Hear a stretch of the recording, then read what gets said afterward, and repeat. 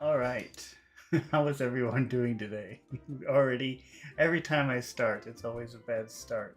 No matter how hard I try to make it a good start, it's always a bad start. Let me find. I forgot to open up my notes before. Here we go. Bad start. Let me find. All right, here we are. Okay, so we're doing. These were 3 English classes that I taught this morning. And what we are going to do is go through these 3 classes. These are the notes from the class. This is everything that we talked about during the class. These were intermediate to advanced people. And we talked about vocabulary, we did some grammar exercises, and we talked about some mistakes that were made during. The grammar that we will be talking about will have to do with reported speech, and that will be at the end. Something interesting about reported speech. So let's get started. The first word that we encounter here is buzzword, which is kind of, maybe you've heard that word. It's become pretty popular. Buzzword. First of all, buzz is the sound of an insect. That's the sound like a bee makes. Buzz. That's buzzing. That's what buzzing is. And, maybe I should try to find this. Because I have a picture I can show you. Where is it?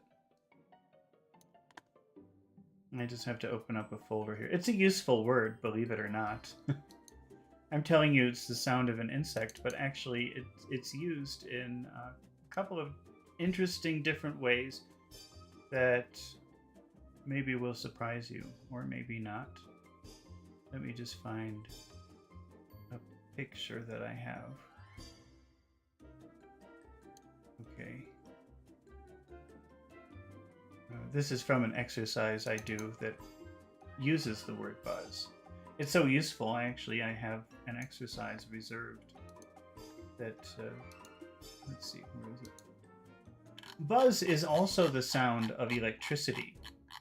So just like that, don't you agree that the sound of an insect, like the sound of a bee, bzzz, that's really the sound of electricity too.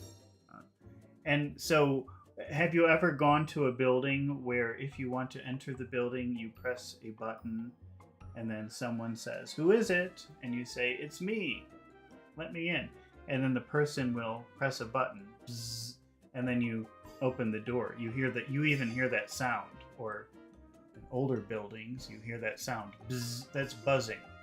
And so what you can say is, "Buzz me in. Buzz me in." That's what you say in that situation. Bzz. Can you buzz me in? And then and then you open the door. So that's actually a pretty useful word. All right, so now we know that buzz means. Let's go back. So we know that buzz is the sound of an insect. It's the sound of electricity.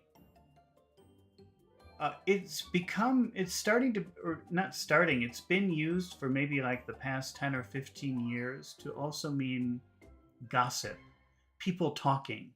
Because imagine a lot of people talking together. Bzz, bzz, bzz, bzz, bzz, bzz, bzz. So, well, let's see the examples I've got written down here. I know I have some examples. So we have first, "It's me, can you buzz me in?" So look at this example here. There's a lot of buzz about the new iPhone. What that means is everyone is talking about the new iPhone. There's a lot of bzz, bzz, bzz, bzz. Have you seen the new iPhone? Do you know about the new iPhone? So that's a way that you can use buzz. It could mean like gossip or talk. People talking about it. Excitement. Oh, Hadi is here. And hi Hadi, how are you doing today? He's on YouTube. Buzzer is a kind of doorbell. That's right, and the reason it's called a buzzer is because it makes that sound. Bzz, that's the sound that it makes. So buzz can also mean a lot of talk, a lot of gossip. And so a buzzword is a word that people are using right now. It's using that word buzzword is very negative. It means it's a word that people are using, but you know in 1 or 2 years they're not going to use it anymore. Let's see if we can find some buzzwords. I'm just going to Google list of buzzwords to see what kind of examples we can get. So a buzzword is a word that everyone is using now, but probably in 1 or 2 years they won't be using it anymore. So let's see, I found the ultimate list of 119 most hated business buzzwords. Let's see. We've got synergy, think outside the box, circle back. I don't know if you've heard any of these before. Do you know any of these? Big data, leverage, agile, reach out, touch base. Well, these are all cliches. I don't know if you know the word cliche, but I think that maybe buzzword is a synonym of cliche. Words that everybody uses, they're kind of annoying. It's a negative thing to call something a buzzword. All right. So we were reading an article in this class, and in the article, there was a phrase which was, someone would have you believe. Maybe I'll write that down. Because it's such a long phrase, nobody's going to remember it. Someone, we'll put that in parentheses. Someone would have you believe. Okay. So this phrase, someone would have you believe something. What that means is that's what they want you to think. This is what they want you to think. This is the idea that they want in your head. And the example that I gave in the class, because this was a Spanish person, flamenco dancing is not as popular as the Spanish tourism board would have you believe. Meaning the tourism board wants you to believe that, but it's not really that true.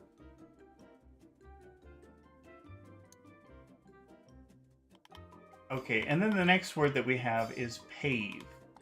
And if you haven't seen that word before, pave.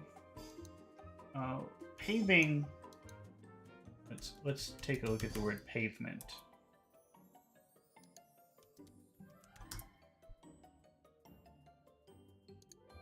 We use the word pavement to talk about the surface, like the sidewalk or the street, the surface of the street. So a lot of times it could be a synonym actually for sidewalk. Here is, pavement really is just the sidewalk or the street, but it's really the material covering it. So if I type paving in here, let's do paving. You see people making streets with different material because that's what pavement is about. It's about the material you put on the street to make a street.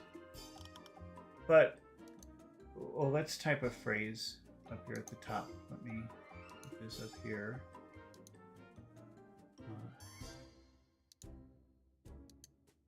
I'm just going to put this expression, to pave the way. To pave the way means to make a road or make a path for something. So usually you talk about like the first person to do something made the road, paved the way for everyone else. So we can say Steve Jobs paved the way for smart technology, which maybe is true. I don't know. Or at least that's what everyone would have you believe. That's what everyone wants you to think, apparently. So that's what it means, like he made the road for that. All right.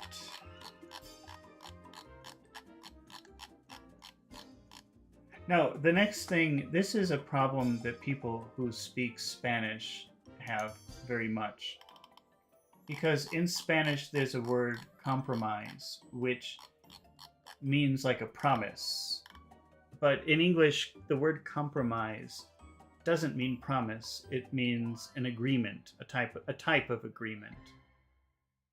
Or it could mean that there's some kind of security fault. So, for example, the website was compromised. It means someone hacked the website. Okay, and then we started doing an exercise. So we'll do that exercise now together. All right, and so the idea here is not that you read along. You shouldn't be reading. You should be trying to listen to what I say and trying to repeat it. I'm going to say a sentence in regular, normal, typical English.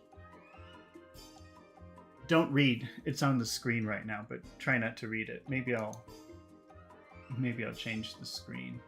No, I don't know how. I don't have anything to change it to. Well, just try to listen. Don't cheat. So just try to repeat after me. I'm going to say something in typical spoken English.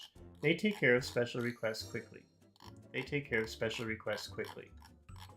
They take care of special requests quickly.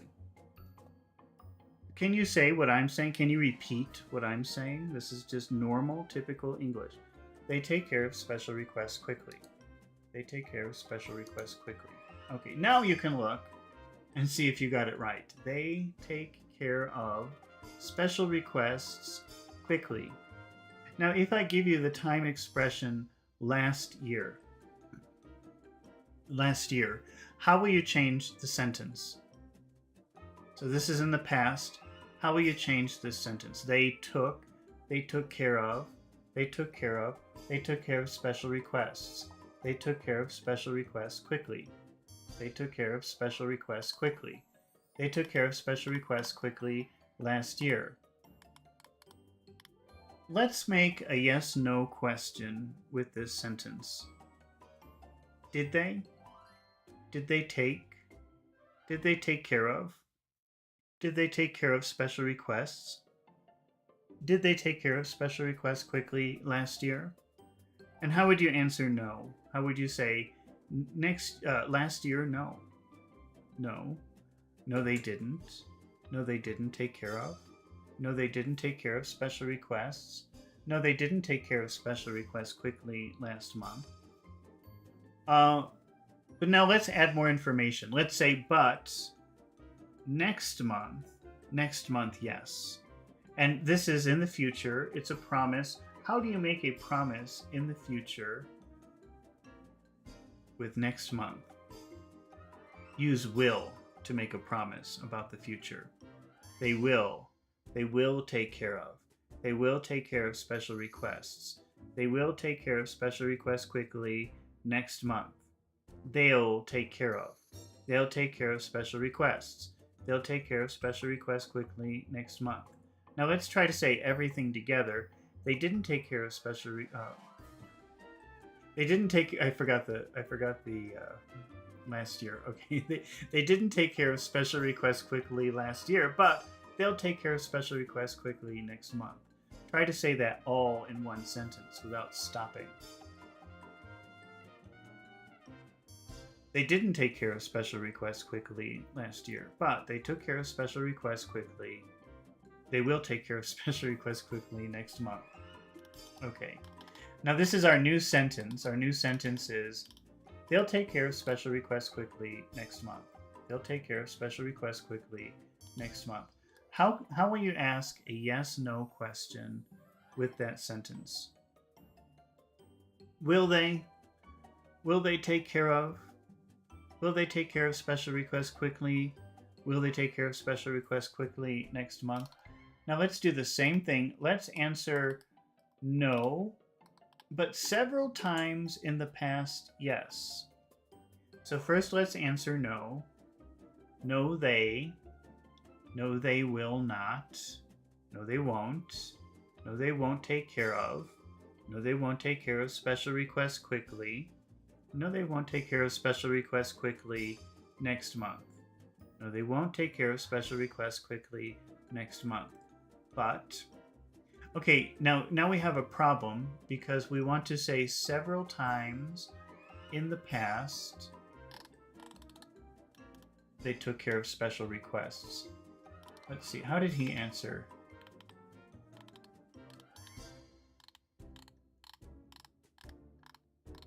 should have that here. They will not. They took. Okay. Now in the original, this is everybody does this, which is the point of the exercise. His answer was, but they took care of special requests quickly several times. It's not wrong, but that's probably not the way that you would say it. So then we had to talk about the verb tenses. Well, first he made a mistake because I asked him to use present perfect, and he said they has taken care of. And we had to fix that because it should be they have taken care of special requests quickly several times. But so his original sentence, they had taken care of special requests quickly several times, which is not wrong. But I just think that the second sentence, they have taken care of special requests quickly several times, is better. But why is that? What's the difference between saying they took care of and they have taken care of? Well, if you tell me they took care of, that's finished, that's done. There's no connection to now. But they're repeating the action even more than once, several times. So it seems possible that they will probably continue doing this. It's very likely that they will continue taking care of special requests, and that's why have taken care of is a better option.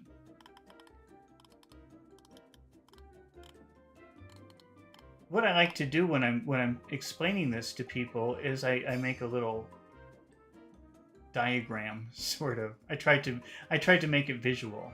So if you look at number 1, they took care of. You can see we've got the past, and then we have took, and it's in closed brackets. You have an opening bracket. You can't really see my mouse. You have an opening bracket, and then you have a closing bracket, and then you have the present. It's closed. Compare that to number 2. They have taken care of special requests quickly. You have the past, and you have this opening bracket here in the past, but no closing bracket.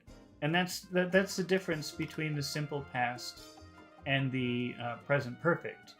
The simple past has this closing bracket here, but the present perfect, it only has an opening bracket. That's really the difference. And I don't remember why we started talking about past perfect. Maybe he suggested that. And the difference between, let's see if we can put all of these on the screen.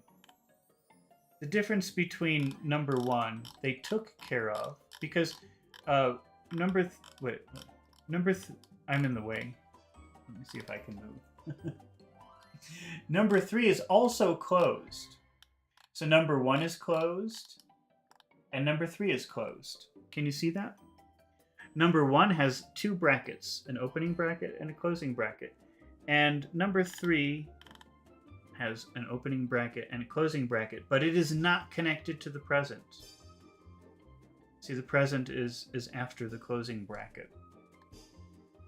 So number 1 and number 2 are very similar. The difference is that number 1 is just a piece of information.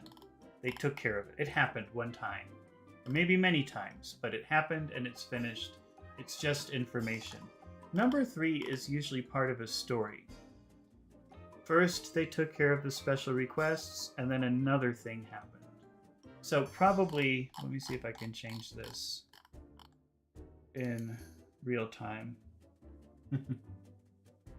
Let's see. Okay. I'll bring that up here. So if you're going to use past perfect, it's probably because there's more information. There's probably another event after that in the past. It doesn't have to be long. It can be only 1 second. But usually there are 2 events. It's part of a story. So number 3 is closed, but it's part of a story. Something happened after it.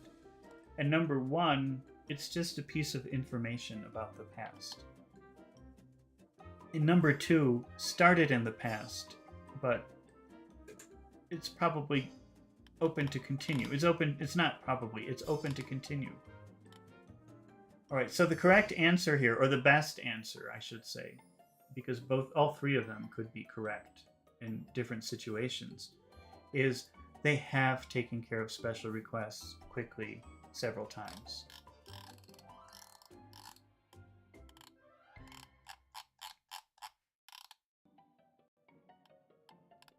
How would you ask a yes/no question? Oh, wait a minute. Did we already turn this into... Oh. So our new sentence is, they have taken care of special requests quickly several times. Now, is this an active voice sentence or a passive voice sentence? It's an active voice sentence. I'm not sure if you know what that means, or if you remember what that means, or if you only vaguely know what that means. But if you have an active voice sentence, the focus is on the subject. The focus is on the cause of the verb, of the action. And sometimes in English, we don't want to use an active voice sentence. We want to use a passive voice sentence. So we have to make some changes. Now I'm just going to go through the process as I would with this student, not really explaining the process. If you're watching, you can definitely ask questions about why do you do this, but I'll just narrate what you do. Do I have the verbs here? Yeah, okay. Look at all these verbs that we were talking about. Take is here, but it's hard to see because it's at the bottom. Okay. In the sentence, they have taken care of. Have taken care of. What is the verb? They have taken care of special requests. The verb is taken. And if you look at these different colors, what color is taken? It's blue. When you're making a passive voice sentence, you always change the original verb to blue. So this one's already blue. This is really actually not very good to explain unless I can show it. Do I have this here? Okay. Yeah, you can see the colors here. So,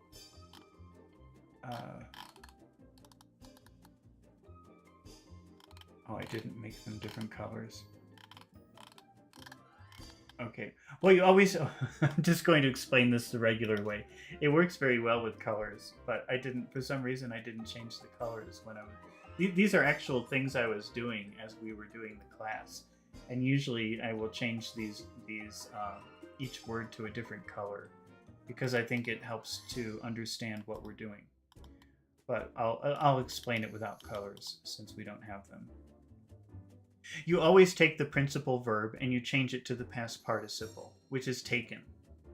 But now we have a problem because something is missing from present perfect. That taken is now for the passive voice. We need the past participle for present perfect, so we use the verb to be. And to make a passive voice sentence, we're focusing on the object. We will say, special requests have been taken care of quickly several times. It's too bad I didn't make the colors. It's much easier to understand this when they're in different colors. Oh well.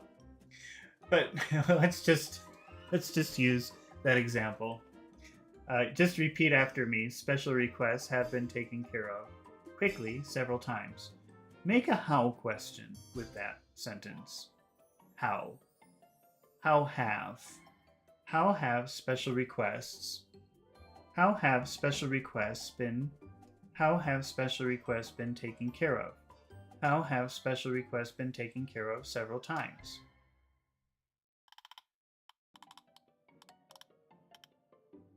Okay, and let's answer by. Let's answer with by, because usually if you're answering a how question and you're explaining a process, you will use the preposition by.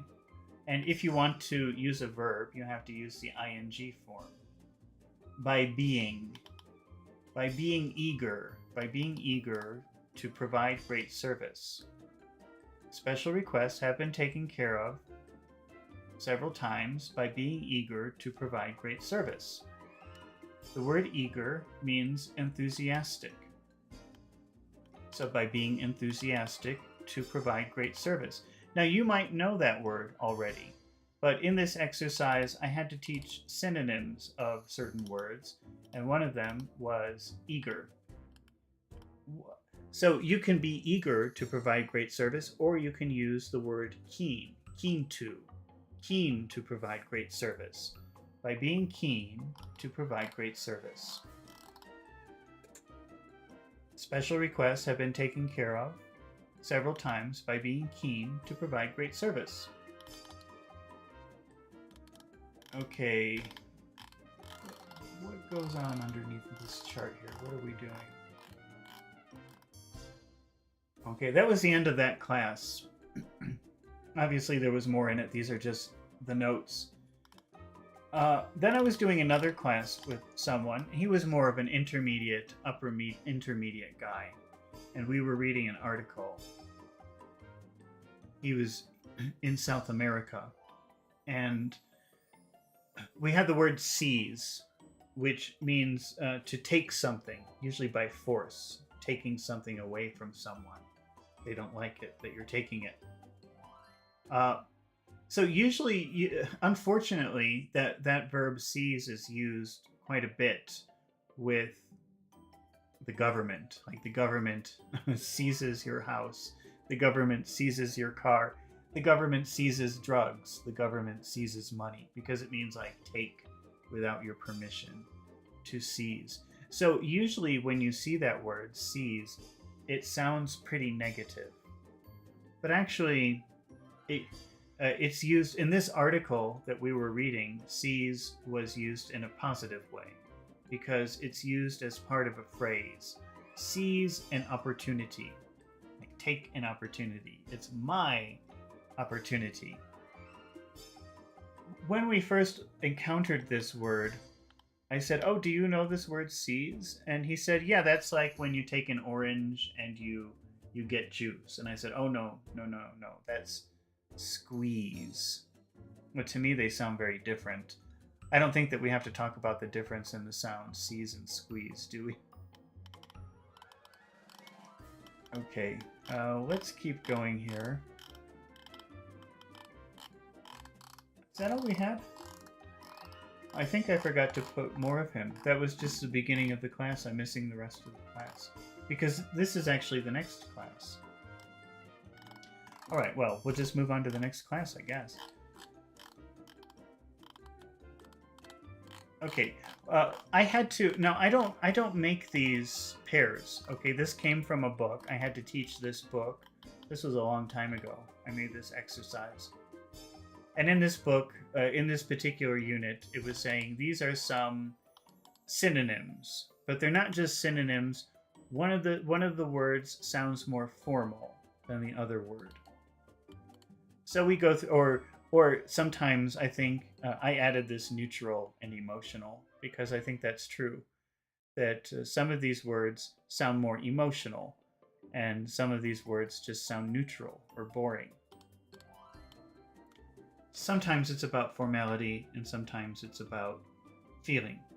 Okay, so maybe you don't know all of these words. We'll go through them. I don't always agree with these pairs, but this is what the book said that I had to teach. So we have things and stuff.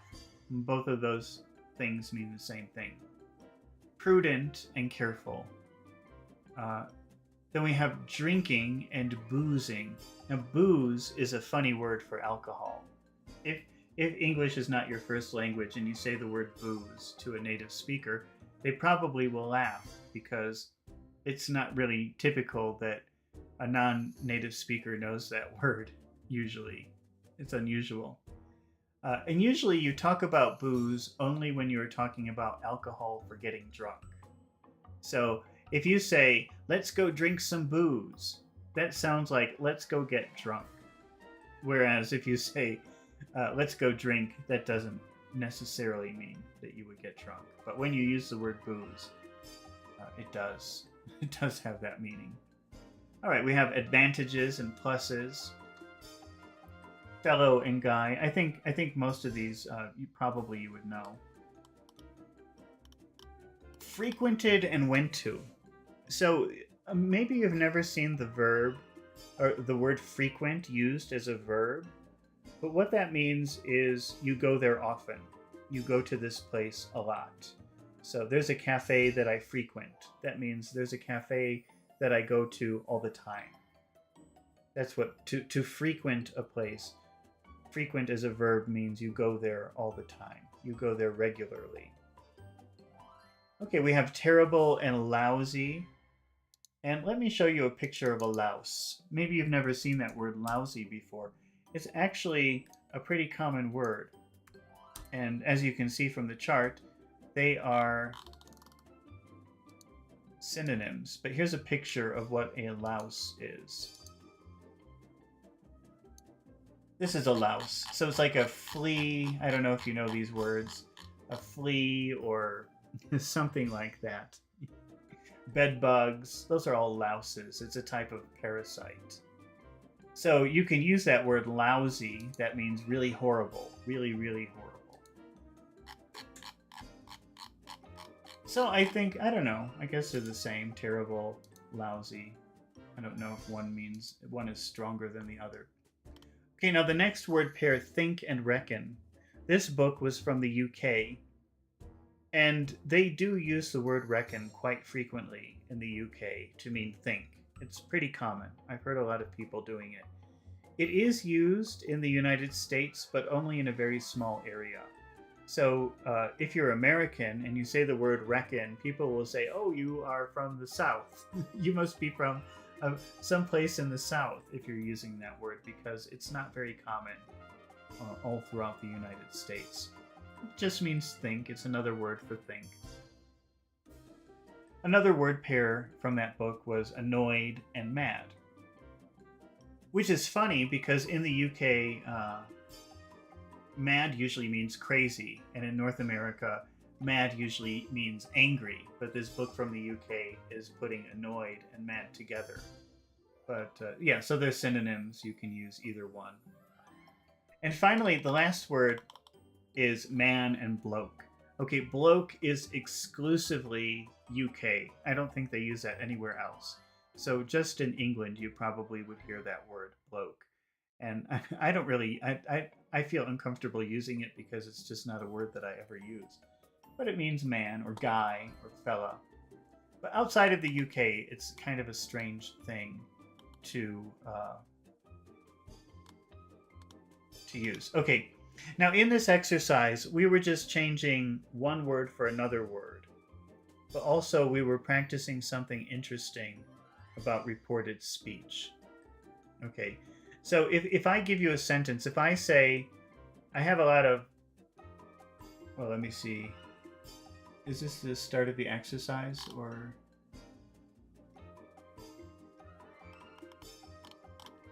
You know, I think I better just pull up the exercise because this is like halfway done. I didn't write. I was even writing this out thinking I'm going to use this in a video later. I better write everything. And then I didn't because that's the kind of person I am. But what we'll do is we'll go through the exercise because we did the entire exercise today. And I'm just opening up the exercise here on my desktop. So here, I'm going to say a sentence, which is, and here, I'm actually going to go back up to our chart here from the exercise. So I'm going to say a sentence just in regular spoken English. I'm not going to say it slowly. Right now I'm talking very slowly and clearly for you. But when we do the exercise, I want to sound like a normal person. So try to repeat what I'm saying. Mike and John frequented that cafe. Mike and John frequented that cafe. Mike and John frequented that cafe. Can you repeat that? Do you know what I'm saying? Mike and John frequented that cafe. Mike and John frequented that cafe. What I'm saying is Mike and John frequented that cafe. What does frequent mean when you use it as a verb? What does frequent mean? We just talked about that. It means you go there regularly. So when you say you frequent a place, that means you always go there. You go there all the time. Mike and John frequented that cafe.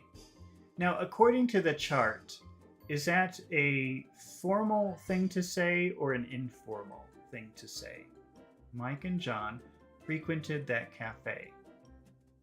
According to the chart, it's more of a formal or neutral thing. Let's change it. How would you change that using went to? Change it. Make this sentence yourself. Mike and John, let's say they went to that cafe. They went to that cafe. Frequented is different in my opinion because it means you go there all the time. Whereas if you say they went to that cafe, it doesn't sound like that. It sounds like one time. But I didn't write the book, I just had to teach it. So I don't know. All right, so we have let's say they went to that cafe. They went to that cafe. Now let's make, this is going to be reported speech. Let's add, she told me that. She told me that. How, in reported speech, if you're following the rules of reported speech, how would you change that sentence? She told me that. She told me that they had frequented. She told me that they had frequented that cafe. I better type this because this is going to get messy. So I'm going to go way down to the bottom of my document. And I'm going to type it out. Let's see. So our original sentence is they went to that cafe. Okay. But when we add she told me that, suddenly we get we have to change it. You change past. Don't worry, I'm writing all of this, but you'll see it in a minute when I bring it up. I can't see what you see and type at the same time, unfortunately. She told me. So you change past to past perfect in reported speech. So if you add she told me, you have to say she told me that they had frequented that cafe. Let me just fix all of my typing mistakes before I show you. Okay, she told me that they had frequented that cafe. Let's put original sentence here. All right. Let's see. Oh, so you can see this. I don't have to bring it up. Okay, the original sentence is they went to that cafe. But when you do reported speech, she told me that, for example, you're repeating what another person said. You have to change the past to the past perfect. So you have to, and you should say, finally you should say, she told me that they had, oh, I said frequented when I wanted to say went to. Let me, had gone. She told me that they had gone to that cafe. Okay, but it is possible, it's not wrong to say, she told me that they went to that cafe. This is the point of the exercise. It's not wrong to say this. It's not wrong to say she told me that they went to that cafe, but there's a difference. Oh, I should put numbers here. There's a difference between number 1 and number 2. Any idea what that difference is? It's funny because, well, now the official explanation of why you should do this is that if you believe something is always true, then you can say it like number 2. You don't have to change anything. Or if the situation is very recent, you can say it like number 2, and you don't have to change anything. But when I was doing the class this morning, I realized maybe there's an easier way to think about this. And I think, like, thinking about the word connection. Like, what is your connection to this event? Okay, are you right there? Are you in the situation? Are you connected to the situation, or are you talking about it later? And I think that's the difference. And then we actually got into a very long conversation about this, and I'm happy that we did. It's here at the bottom. We didn't start talking about this until the end. But let's take a look at this. This is the final part of the class. Not the final part of this video, but the final part of our class today. Look at this conversation. Here's a conversation. Imagine you're at the airport. You go to the information desk and you say to the R, that's me, R, Ryan, "Where's the bathroom?" And the information person says, "Oh, it's upstairs." So then I go to my friend and I say, let's go upstairs. And my friend says, "Why?" I would answer, "Because she told me that the bathroom is upstairs." This is two things. That's always true. It is upstairs. It's always upstairs. It's probably never going to move. But also, we're still in that moment. I just turned around and I said to my, "Where's the bathroom?" "It's upstairs." "Let's go upstairs." "Why?" "Because she told me the bathroom is upstairs." You see? You're connected to it. But now imagine that we go upstairs. We leave the information desk, we walk down the hallway, and then we take the elevator or the stairs and we go up. So here's scenario number 2. We go upstairs. There's no bathroom. Okay? So we're disconnected from that woman now. We're disconnected from the information lady. We left the room. We went upstairs. We're far away. In time, maybe not so much, maybe just a few minutes. But now we're at least disconnected by space. And what do I say? That liar. She told me that the bathroom was upstairs. So now there's this disconnection. Also, what she said was not true. Okay, so I think that's a really good way of remembering that. I think there was another scenario here. Wait. What did we have? Oh, but that actually has to do... Didn't we? I thought we said something else. Another example. No, I guess not. But maybe, hopefully that's enough. Does that make sense to you? I know that that's kind of a difficult thing to think about. But if you're watching this live with me now, answer in the comments if that's something that makes sense to you. This idea of connection. So if you're directly connected to the situation, if you're in the moment, you don't have to change anything. You just repeat what they said. But once you break the connection, then you have to follow these rules of change the present to the present perfect and change the past to the past perfect. So think about connection. When do I change this? You just think about connection. So now let's go back to the exercise. I'm going to go back to my list of synonyms. And again, if you're confused or if you have a question, then just ask. I'll be happy to. It makes me happy when you ask questions. So don't worry about that. Okay, let's try another example. Here's another sentence. I'm going to say this sentence in typical, normal spoken English because I want you to practice your listening. So I'm going to say it, and I want you to try to repeat it. I will say it several times. And let's see. If you want me to say it more, just leave a comment. Our reputation is our only plus. Our reputation is our only plus. Our reputation is our only plus. These are all sentences that if you are somewhere between intermediate and advanced, you should know all of the words. So this should not be a vocabulary issue. You should always know these words, unless your level is a little bit lower than that. Our reputation is our only plus. But can you repeat that? Do you know what I'm saying? Our reputation is our only plus. I'd love to see you type out what you think I'm saying.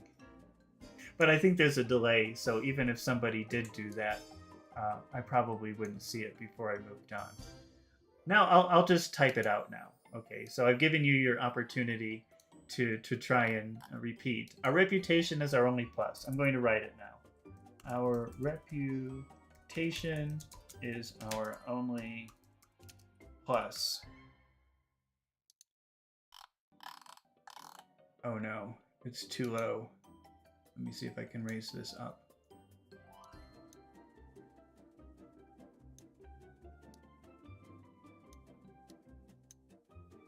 Can you see that? That's horrible. Okay, I'm gonna zoom out.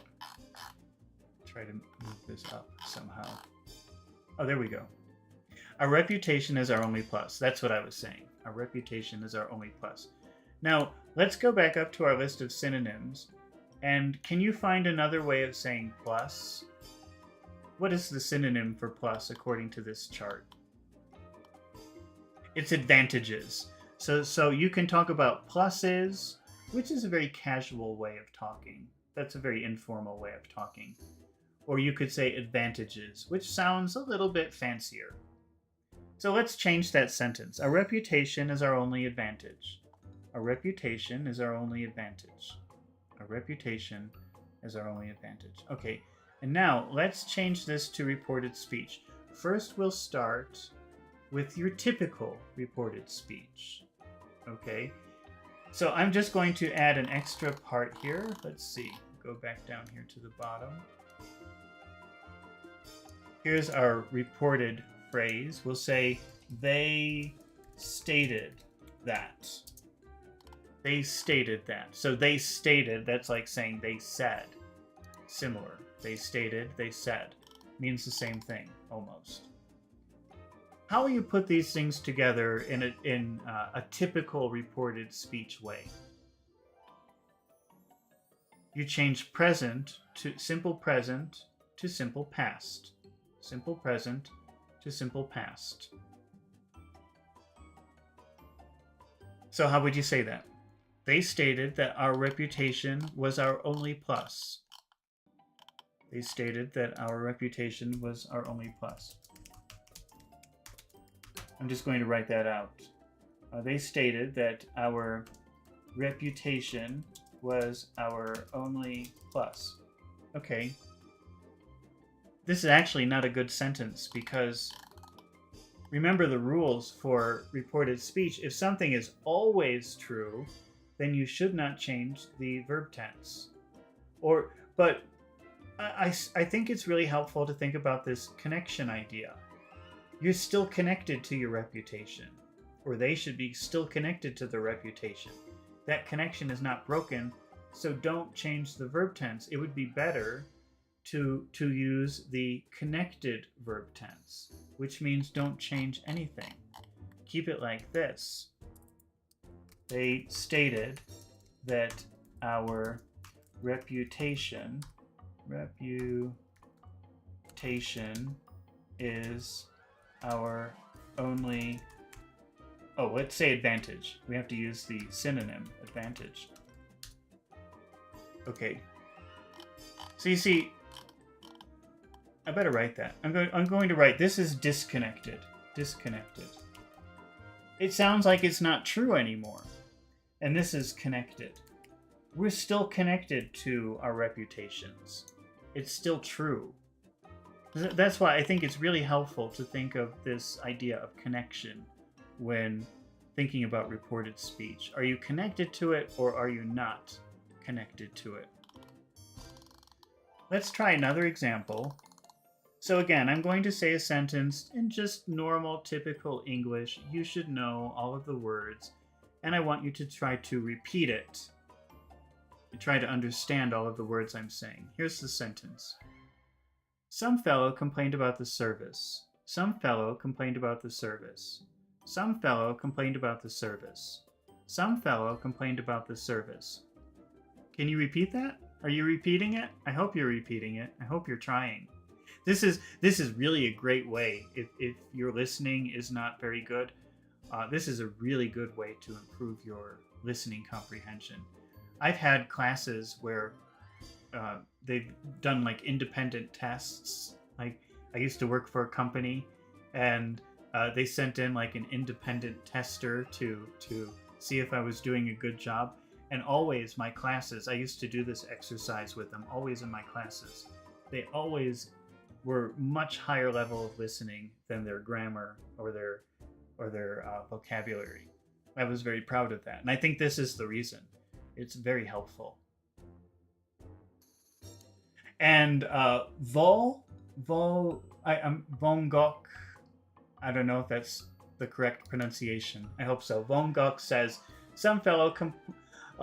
now, this is interesting, actually, because Vongok says... Tell me if I'm saying that right, please. I don't want to be saying it wrong if it's wrong. This is what somebody on YouTube said, Vongok. He said, some fellows...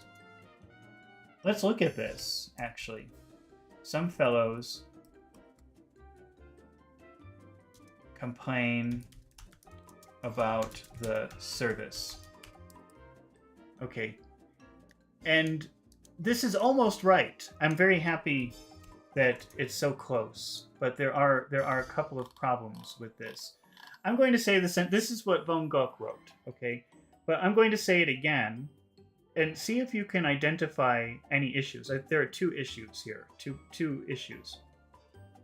Some fellow complained about the service. Some fellow complained about the service. Some fellow complained about the service. Two things. Almost perfect. Let me show you what it really was. Let me see if I can copy this. And then let's talk about a very interesting issue here. Let's gray this out because this is wrong. Oops, I made it bold. By the way, I don't really use this word processor very much, so I'm not very good at it. I guess I'll get better at it. I'll probably use it more. Okay, what I really said was some fellow complained about the service. And that should be obvious, because if I said fellows, the next word is complained, and the S and the K sound would combine, and it would be some fellows complained, scomplained, scomplained. You would hear ska. You wouldn't just hear ka. You would hear ska. So listen to the difference. Here's singular. Some fellow complained. Here's plural. Some fellows complained. Some fellows complained. Can you hear the S and the K kind of come together? Some fellows complained. Now the next thing is Von Gogh said complain about. Okay, listen to how that sounds. Complain about. About. Complain about. Complain about. Listen to the past. Complain about. About. Complained about. Complained about. Some fellow complained about. Complained about. Complained about the service. Not complain about. Complain about. Complain about. Complain about. But complained about. Complained about. Some fellow complained about the service. So that's why, at least to a native speaker, it's obvious which one I'm saying, because we hear those little things. Fellows complained and complained about. And sometimes you have to listen to the next word to know what I'm saying. Okay, so, but that was very good. That was very close. Some fellow complained about the service. But now let's go back up to my synonym chart here. According to the chart, what is the synonym that we could use for fellow? Fellow, according to the chart, is formal. What would be a more informal word for fellow? Guy. Guy. Some guy complained about the service. Let's change that sentence. Let's use some guy. Some guy complained about the service. Some guy complained about the service. Okay.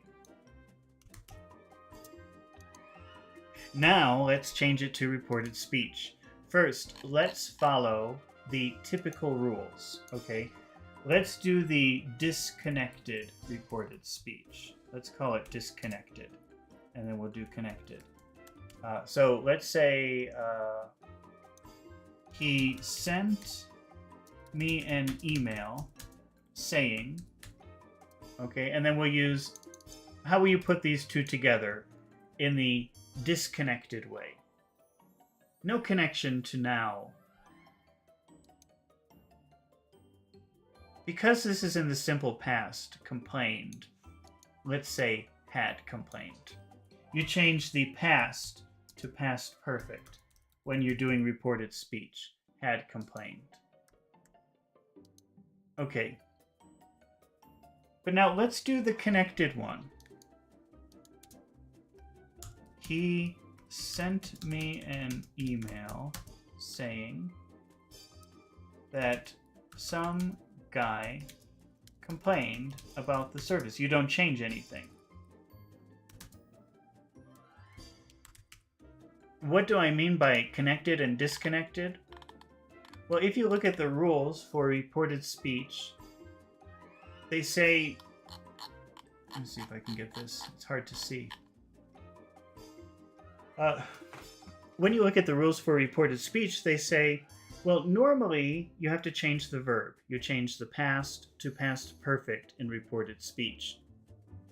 But if the event is fresh, if it just happened, or you believe it's always true, then don't change it.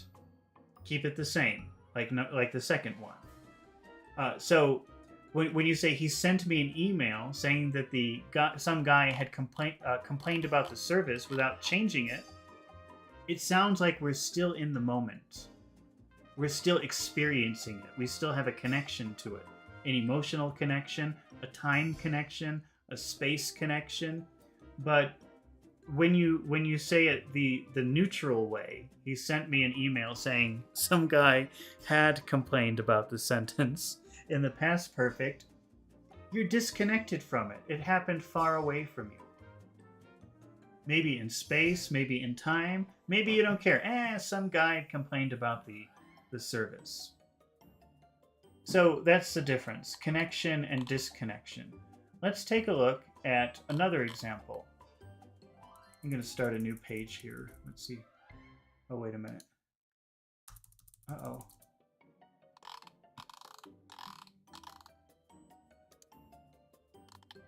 Here's another sentence. Oh, but let's go back up to a synonym chart, because I'm going to ask you to make a synonym. Where was it? Here it is. Okay. So here's a new sentence. Again, I'm just going to say it in regular spoken English, and I hope that you can understand what I'm saying. And please, again, if you're listening and you think you know what I'm saying, please type it in the comments, and we can look at it, and maybe we can learn something from it, or maybe you got it 100% right. Here is our new sentence, which is, Mary and John went out drinking last night. Mary and John went out drinking last night. Mary and John went out drinking last night. Mary and John went out drinking last night. What am I saying? Mary and John went out drinking last night. Mary and John went out drinking last night. Mary and John went out drinking last night. I'm sure you know all of those words. If you're somewhere between intermediate to advanced, you definitely could understand all of those words. Mary and John went out drinking last night. Can you someone type in the chat what I'm saying? Mary and John went out drinking last night. No? Okay, I'll write it. Let me just go down here to the bottom. All right. What I said was Mary and John. Oh, wait. Van Gogh says Mary and John went out drinking last night. That's perfect. That's beautiful, Van Gogh. Mary and John went out drinking last night. That's right. Okay. And now let's look at my chart. Let's go up to my chart here. Where is it? So according to the chart, what is a synonym for drinking? Drinking alcohol, not drinking other things. This is just drinking alcohol. Boozing, and that's a very funny word. If you are not a native speaker, this is from a book. I'm not creating this myself. I had to teach these synonyms from a book when I was teaching a class. So I'm not doing this to you. The book is. But this is unusual for, I think, people learning English. If English is not your first language, that's an unusual word to know. Booze. When you talk, if you say booze instead of alcohol, it's kind of funny. We use the word booze only to talk about drinking to get drunk. So if I say, hey, do you have some booze? It sounds like I want to drink until I'm very drunk. If you go out boozing, that means you didn't just have one or two drinks. You went out until you were completely drunk. So that's the difference between alcohol and booze. Booze is kind of a funny word. You will make people laugh if you use that word with them. They'll say, what? How do you know that? Like a secret. It's like a secret code. Okay, so let's change our sentence. Let's use the synonym. Let's use that informal word, booze. How would you change that sentence? Mary and John went out drinking last night. Went out boozing. They went out boozing. Let's change it. They went out. They went out boozing last night. Okay, they went out boozing last night. Now that sounds kind of funny. We know exactly what happened. We know exactly what happened that night. Okay. Now, let's change this to reported speech. First, I'm going to put what I want you to use for our reported speech phrase, which is she hinted that. Do you have any idea what that could mean? She hinted that. She hinted that. Because maybe you've seen the word hint before, but maybe not as a verb. This is a verb here. What do you think that could mean? She hinted that. So hint, you know, a hint is when you try to help someone understand something. Not give them the answer, not tell them directly, but when you tell them indirectly. So what if I go like this? Hey, psst. That's kind of hinting. I'm not saying that they were drinking, but I'm moving my body. I'm indicating it in a different way. And this is how you could use hint as a verb when somebody is using their body to indicate something because they don't want to say the words. So let's first do the disconnected way.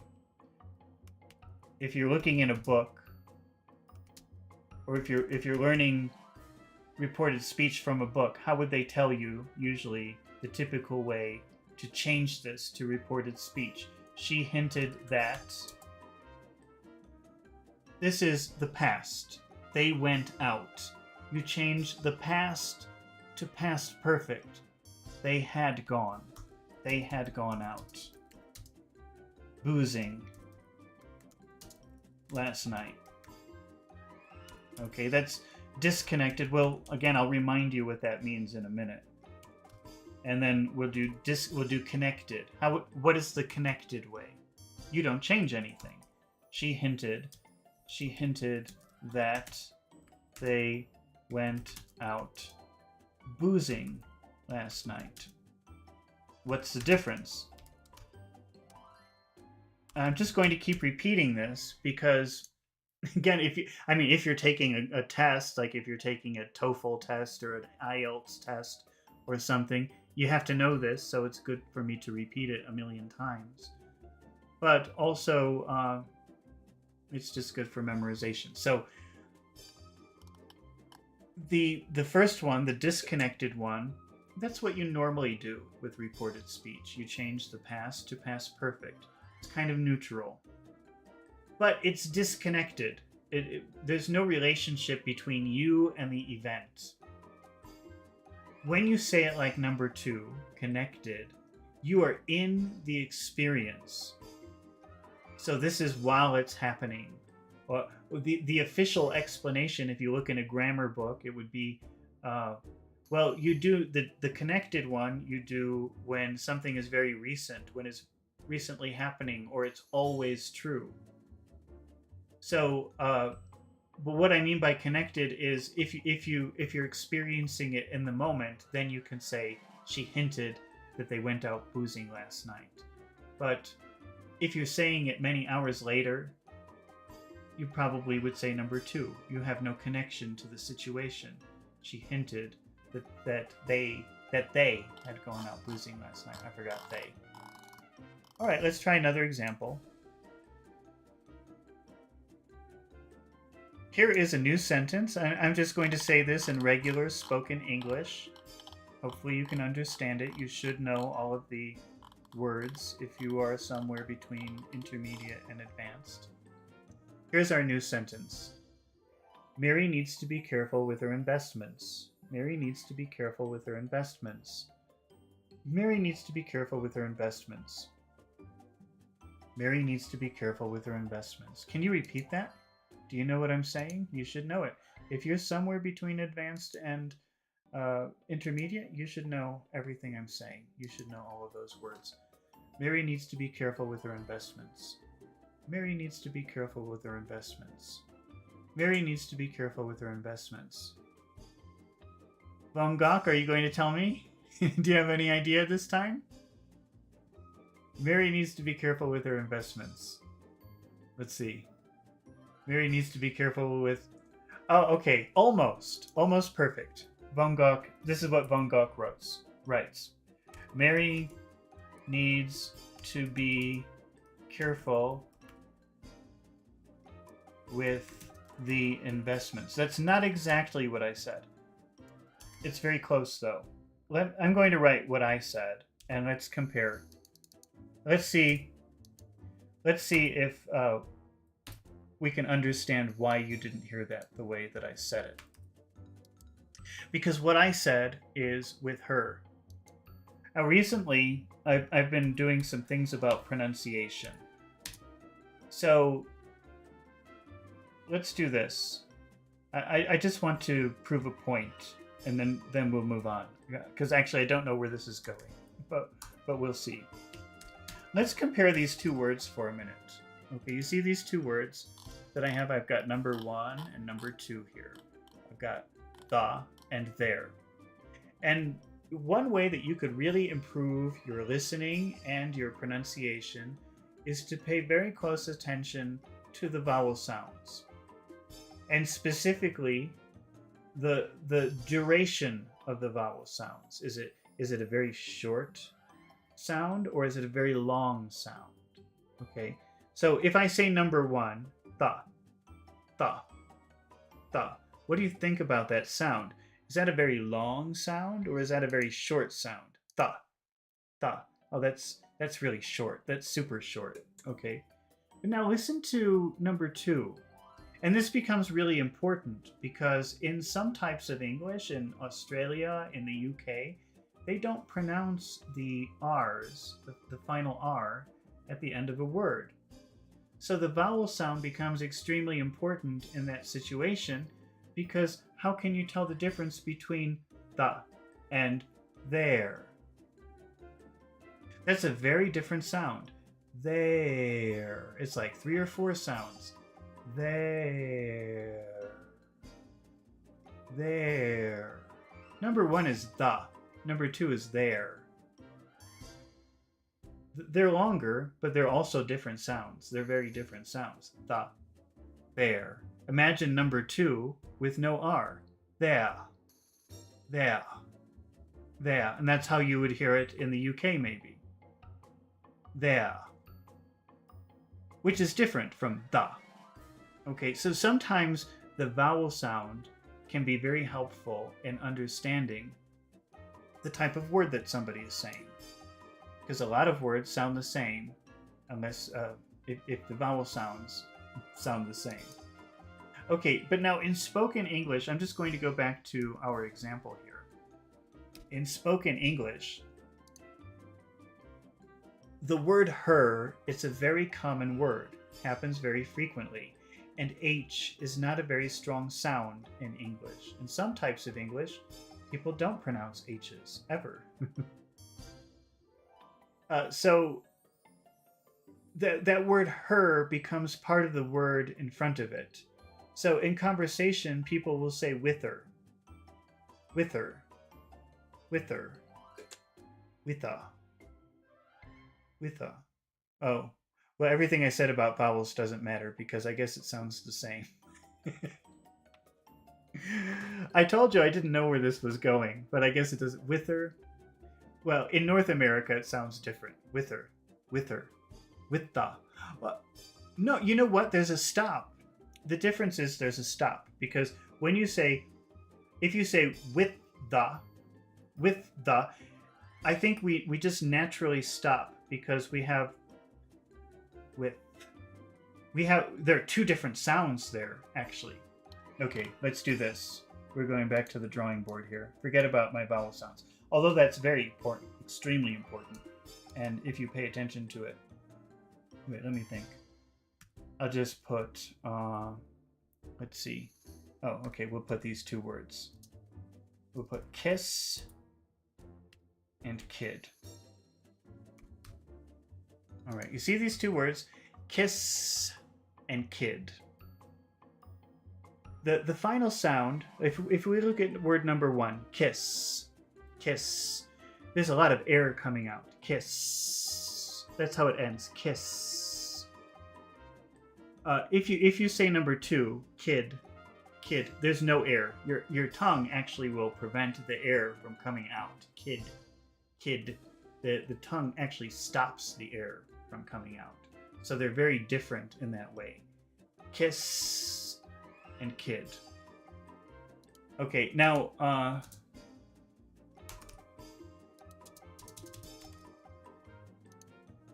if you say kiss, but you put your tongue under your teeth, like this, can you see? It becomes kith, kith, kith, kith. So you start with kiss. Lots of air coming out. But then you still have that air, but you move your tongue. Kith. Kith. That is the sound of the word with. With. With. It's because there are two TH sounds in English. There's with, and then there's number two. It's a TH sound with no air. It's like a D. It's like if you said kid, but move your tongue here. Kit, kit, kit, kit, kit. It's very different. Number one is kit, kit. It sounds funny. And number two is kit, kit. Number one is kit. Number two is kit. So if we say with, there should be a lot of air coming out. With. But the is da. Da, but you move your tongue. Da. Da. With da. With da. With da. With da. So the first sound has a lot of air. With. Then you stop. And then you say da. With da. With da. With da. So we have that phrase. Let's write it down. We'll do another number one, which is with the.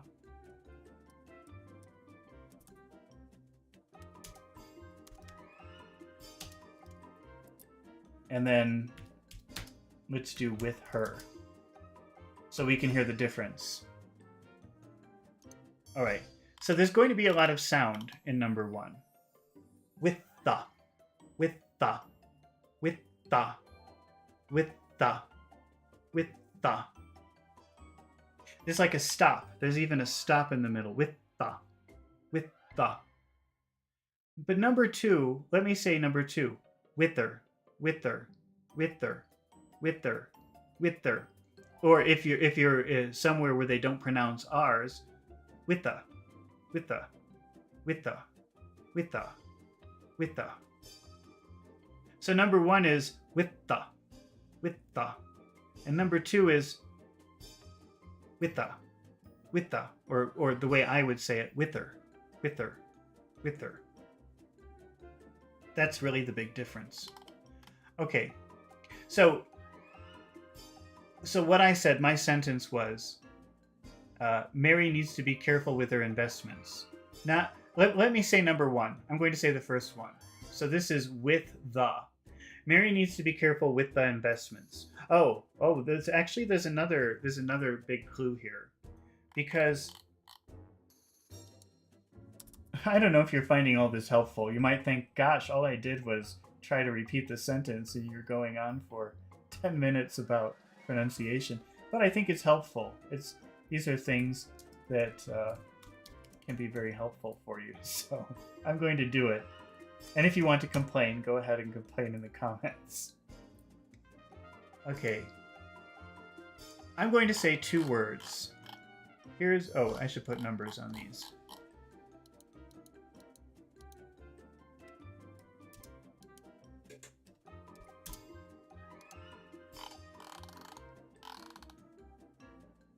Listen to phrase number 1.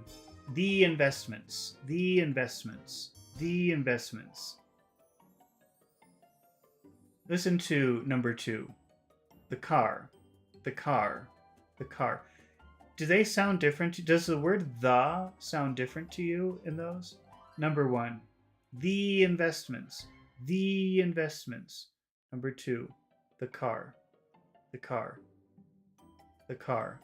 When a word begins with a vowel sound, A, E, I, O, U, when a word begins with A, E, I, O, U, the word the changes.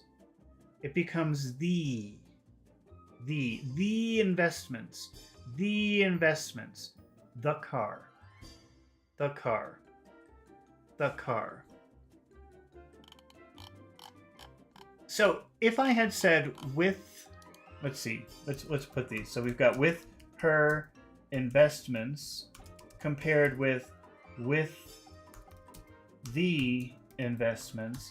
There are a couple of really big differences between those. Surprising differences. Because, you know, Von Gogh, you've made a very common mistake. A lot of people do that. Everybody does that, actually. It's very hard to hear the difference between these. But when you think about it, there are a lot of really big differences between these. It's just a matter of learning to understand what they are, which can improve your pronunciation, but more importantly, it can improve your listening. With their investments, with their investments, with their investments, with their investments, with her investments. That's number 1. With her investments, with her investments. Number 2, with the investments, with the investments. With number 1, with their investments. Number 2, with the investments, with the investments. Number 1, with their investments. Number 2, with the investments, with the investments. I hope you can hear a little bit of a difference. To me, they sound very different, actually. Okay, but let's go on. Let's continue. So that was a good job. But what I was saying was Mary needs to be careful with her investments, with her investments, with her investments. So it was the second one. And let's stick with that. Mary needs to be careful with her investments. We'll put that down here. Okay, so that's our sentence. Mary needs to be careful with her investments. Now, let's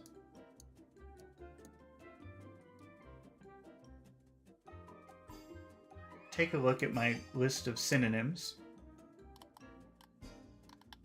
What would be another way of saying careful according to this chart? Prudent. Prudent. How would you change that sentence? Mary needs to be careful with her investments, using the word prudent. Mary needs to be prudent with her investments. Mary needs to be prudent with her investments. Okay, let's write that down here. Mary, let's say she. I'm just going to put she. She needs to be prudent with her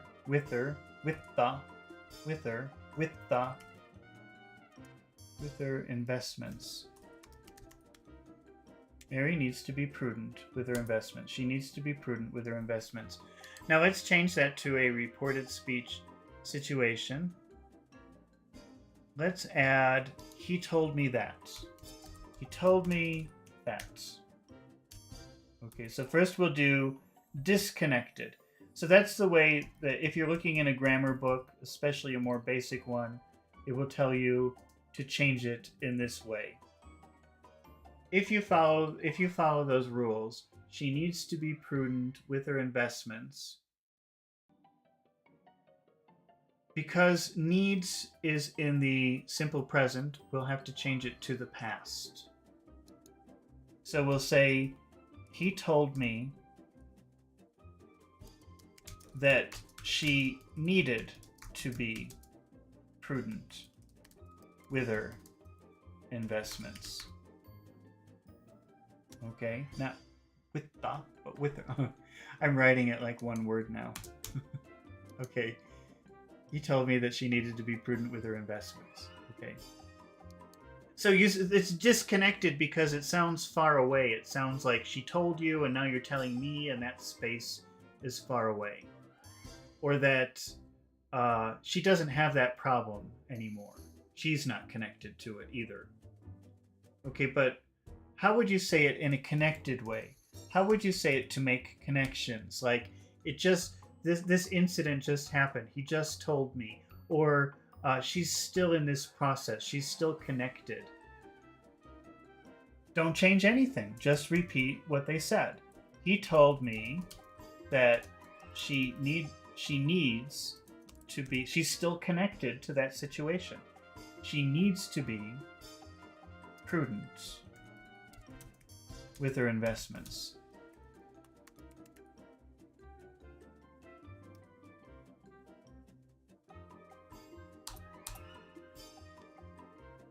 Okay, Van Gogh is saying goodbye and thank you. Thank you for watching, Van Gogh. I hope that you come again soon. All right, let's try. Hopefully somebody else will try to listen to what I'm saying and write it down, because that's the fun part. You know, somebody writes down what I say and I say, no, that's not what I said. But then we can understand why, or, you know, what are you hearing that isn't right? We can fix the problem. We can figure out the problem and fix it. Okay, so here's another. I think this would be the last one. We'll do one more.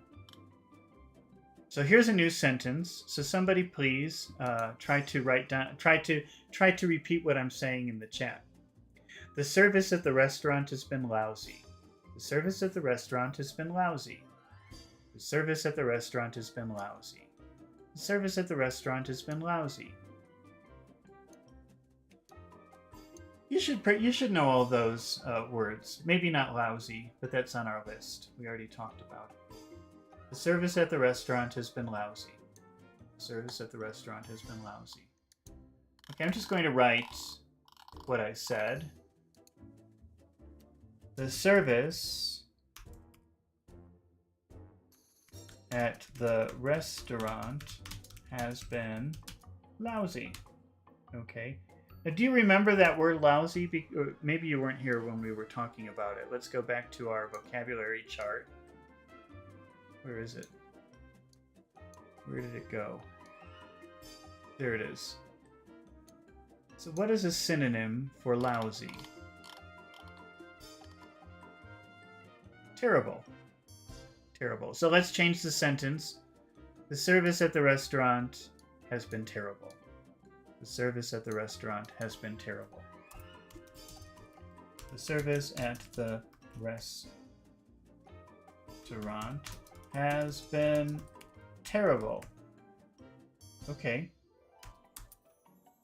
Now, let's do reported speech. I'm going to put, we posted on the internet that... Okay, let's do the disconnected way first. All right, so if I ask you to do reported speech with "we posted on the internet that," and then the service at the restaurant has been terrible, if we follow the sort of neutral rules for making reported speech, if you have present perfect, you change it to past perfect. So the answer is, we posted on the internet that the service at that restaurant had been terrible. Let me fix all of my typing mistakes. Service. Let's see. We posted on the internet that the service at that restaurant had been terrible. Okay.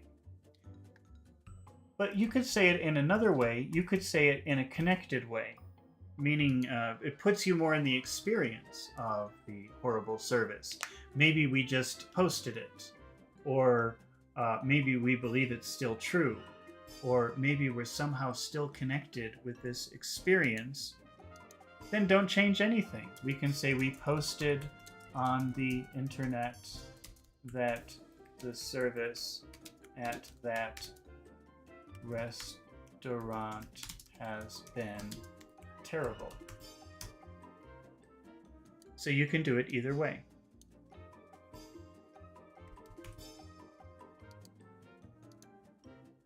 All right, well, I think that we have to finish here for today. And thank you, everybody who stayed. And I'm really happy to see everyone here.